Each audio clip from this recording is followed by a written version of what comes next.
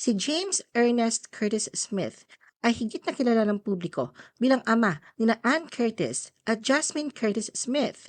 Ngunit sa likod na kanyang pagiging magulang ng mga sikat na personalidad ay isang buhay na puno ng serbisyo, propesyon at malalim na ugnayan sa Pilipinas.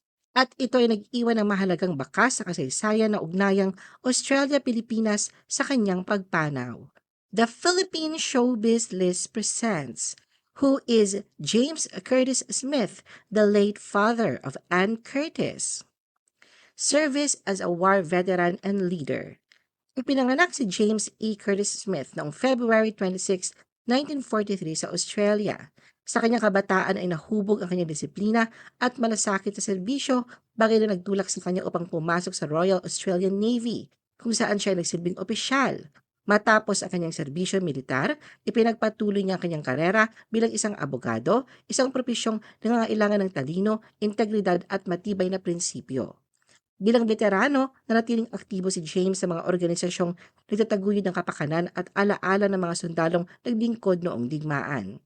Mula 2008, taon-taon siyang dumadalo sa Lingayen Gulf Landings Commemoration sa Pangasinan bilang Pangulo ng Philippine Branch ng Returned and Services League of Australia.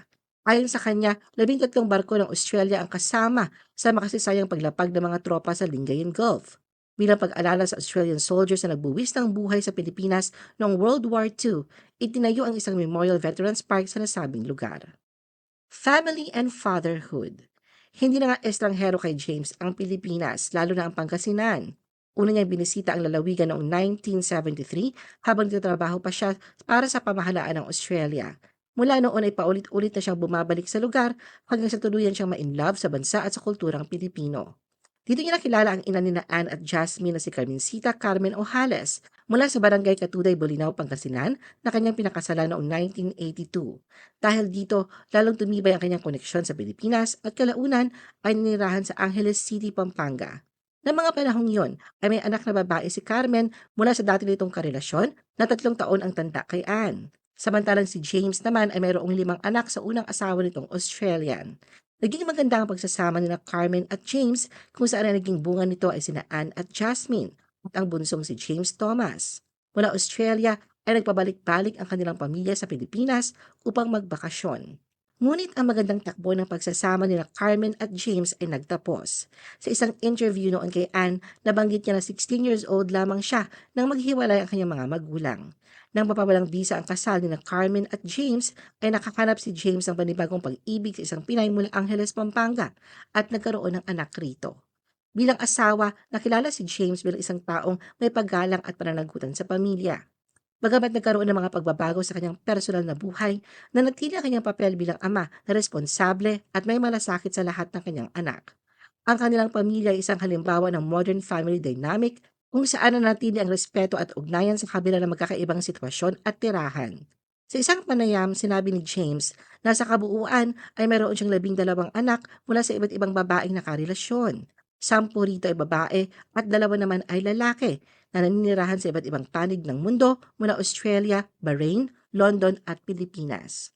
Sa kabila ng distansya at magkakaibang pamumuhay ng kanyang mga anak, nanatili siyang present at pagmalasakit na ama. Ipinapakita sa mga social media post at panayam ni Ann at Jasmine ang pagiging proud at supportive ni James sa mga tagumpay ng kanyang mga anak mula sa career milestones hanggang sa personal na mga tagumpay sa buhay. Bagamat nakatira sa Maynila sina Ann at Jasmine dahil sa kanilang trabaho sa showbiz, nanatili silang malapit sa kanilang ama. Sa katunayan, inilarawan ni James ang kanyang relasyon sa kanila bilang malapit at matibay.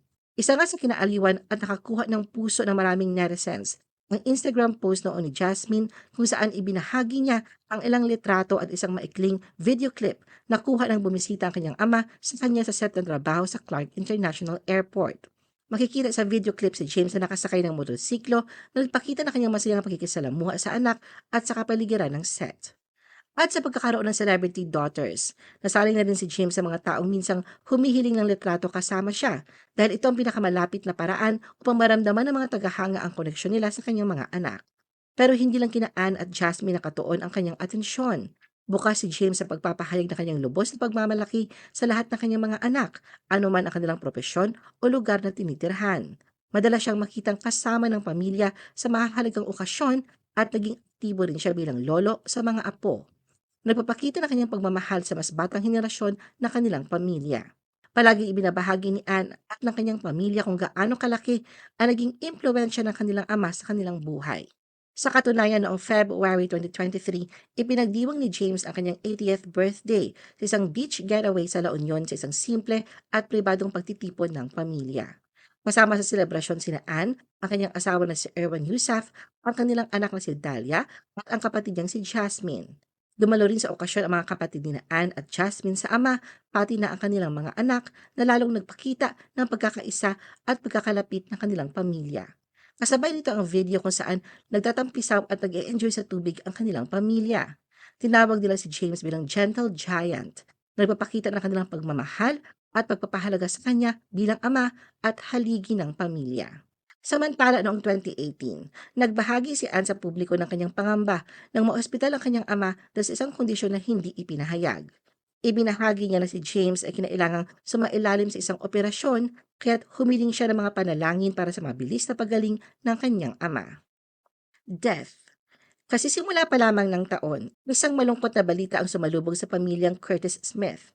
Nagdadalamhati ngayon sina Anne at Jasmine sa pagkawala ng kanilang ama. Binawian si James ng buhay noong January 2, 2026 sa Cairns, Queensland, Australia sa edad na 82. 5 araw pagkatapos ng kanyang pagpanaw, inanunsyo ni Anne at Jasmine ang balita sa publiko sa pamamagitan ng isang joint Instagram post nitong Miyerkules, January 7. Kalakip ang black and white photo ni James. Inihayag nila ang unexpected yet peaceful na pagpanaw ng kanilang ama.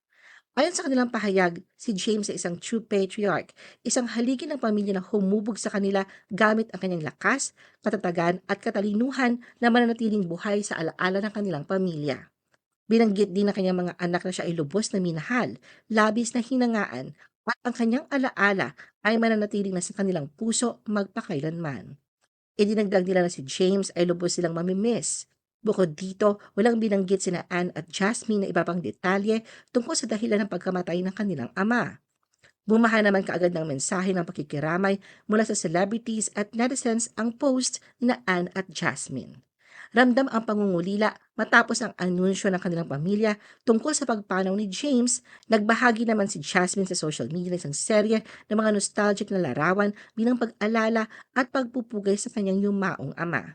Sa kanyang Instagram stories, ipinakita ni Jasmine ang mga malalapit at personal na alaala kasama ang kanyang ama, kabilang ang isang litrato niya bilang sanggol sa tabi ng dagat kasama si James, isang simpleng selfie at ilang mga larawan ng pamilya na nagtatampok ng mga espesyal na sandali. Isa sa mga larawan ang labis na nakakaantig na damdamin ay makikita si Jasmine nakasuot ng puting damit, niyayakap ang kanyang ama, nagbigay diin din sa mahalagang papel ni James sa kanyang buhay at sa buhay ng kanilang pamilya. Ano ang masasabi mo sa video na ito? Mag-like o mag-react at huwag mahiyang mag-comment. For our YouTube viewers, huwag kalimutan mag-subscribe at i-hit ang notification button. At para sa aming Facebook viewers, mag-like at follow sa aming Facebook page para updated ka sa mga showbiz chika. Thanks for watching!